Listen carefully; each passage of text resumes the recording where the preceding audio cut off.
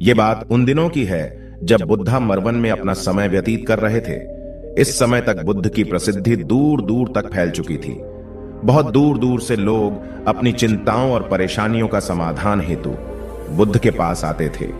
ऐसे ही एक दिन जब बुद्धा मरवन में अपने शिष्यों को प्रवचन दे रहे थे, तभी एक अधेड़ उम्र का व्यक्ति अपने नौजवान पुत्र को अपने साथ लिए बुद्ध की तरफ चला आ रहा था। जब यह प्रवचन स्थल के पास पहुंच गए तो बुद्ध ने एक नजर उन पर डाली और इशारे से बैठने के लिए कहा। जब प्रवचन समाप्त हो गए और सभी लोग वहां से चले गए तो बुद्ध ने उस व्यक्ति को अपने पास बुलाया और बैठने के लिए कहा। वहां चारों तरफ हरियाली छाई हुई थी। मौसम बहुत सुहाना था और तरह तरह के पक्षियों की आवाजें गूंज रही थीं। ऐसा नजारा देखकर उस व्यक्ति को अंदर से असीम शांति महसूस हो रही थी।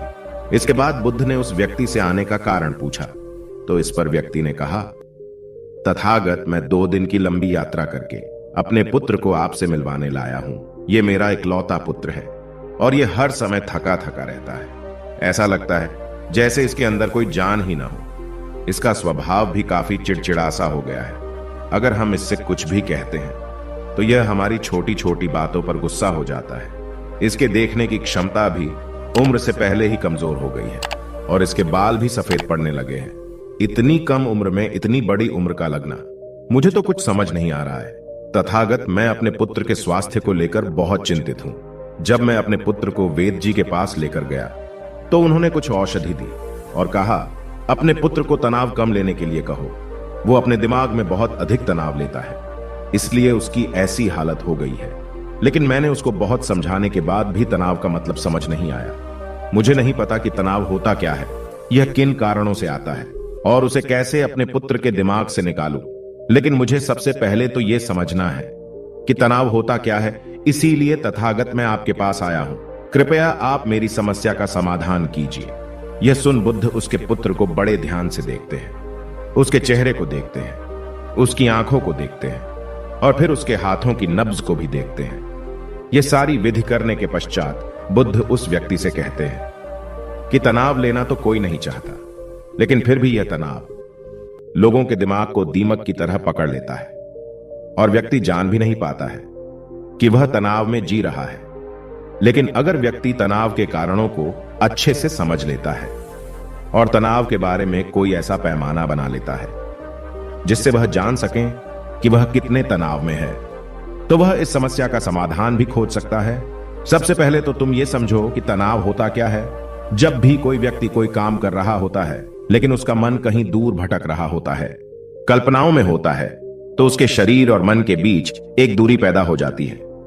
यह दूरी जितनी अधिक होगी, व्यक्ति उतनी ही ज्यादा बेहोशी की अवस्था में होता है और शरीर व मन के बीच की इसी दूरी और खिंचाव को तनाव कहा जाता है। आखिर कोई पसंदीदा खेल खेलने के बाद व्यक्ति चुस्ती और प्रसन्नता से क्यों भर जाता है, जबकि उसने तो अपने शरीर को थकाया है। लेकिन समझने वाली बात यह है कि खेलते समय मन और शरीर एक साथ पूरी तरह से उस खेल में केंद्रित होते हैं, जिससे शरीर और मन के बीच दूरी पैदा नहीं होती और कोई तनाव पैदा नहीं होता। और अगर दिमाग में कोई तनाव था तो वो भी दूर हो जाता है।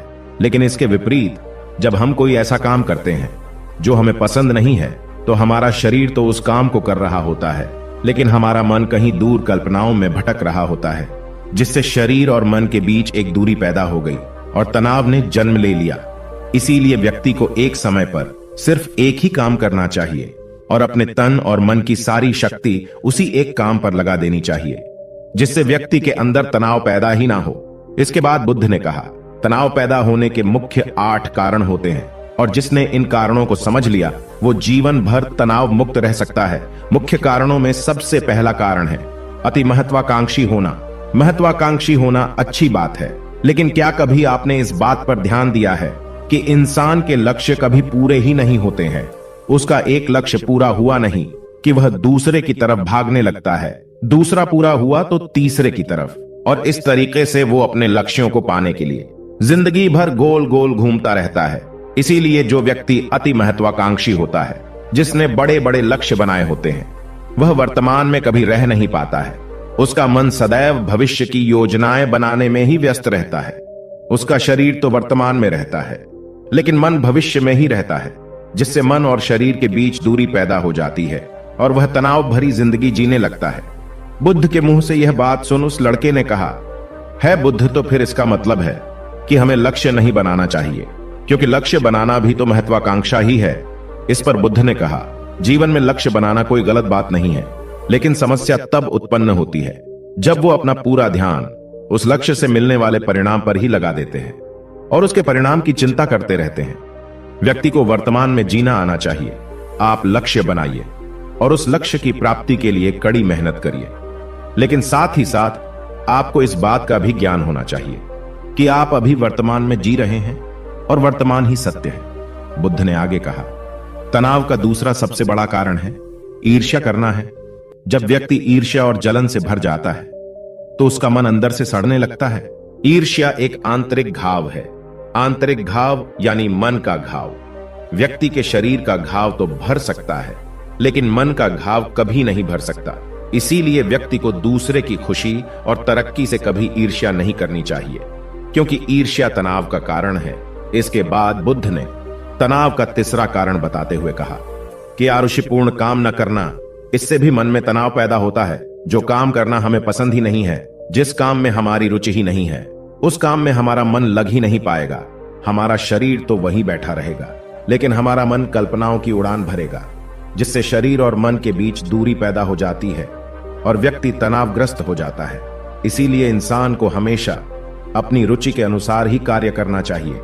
अगर व्यक्ति ने यह पता कर लिया कि उसे कौन सा काम करना पसंद है और वो उसी काम को अपने जीवन का लक्ष्य बना लेता है, तो फिर वो काम उसके लिए काम नहीं बल्कि एक खेल बन जाता है। फिर बुद्ध ने कहा, तनाव का चौथा कारण होता है किसी दूसरे से अच्छा रखना। बुद्ध ने उस व्यक्ति की ओर इशारा करते हुए कहा, एक पिता होने के नाते तुम्हारी अपने पुत्र से बहुत सी अपेक्षाएं होगी कि तुम्हारा पुत्र एक बहुत ही कामयाब इंसान बने, तुम्हारा नाम रोशन करे, जैसा तुम चाहते हो उस तरह का जीवन जिए, तुम्हारी हर बात माने।